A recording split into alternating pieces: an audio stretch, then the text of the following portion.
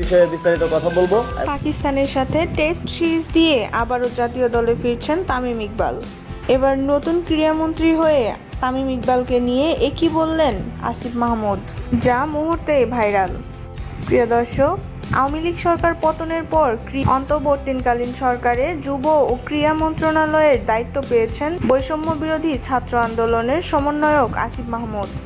আর এবার ক্রীড়ামন্ত্রী হয়েই তামিম ভক্তদের দারুণ সুখবর দিলেন তিনি আজ এক সংবাদ সম্মেলনে বলেন, দুর্নীতি এবং রাজনৈতিক কারণে জাতীয় দল থেকে বাদ পড়া তামিম ইকবালকে যত দ্রুত সম্ভব দলে ফেরানো হবে, কেননা তিনি একজন দেশসেরা ওপেনার।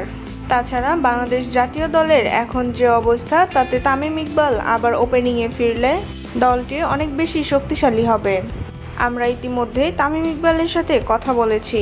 সবকিছু ঠিকঠাক থাকলে আগামীতে পাকিস্তান দলের সাথে টেস্ট সিরিজে আবারও দলে ফিরতে পারেন তামিম ইকবাল। প্রিয় দর্শক, তামিম ইকবালকে আবারও জাতীয় দলে দেখতে চান কিনা জানিয়ে দিন আপনাদের গুরুত্বপূর্ণ মতামত।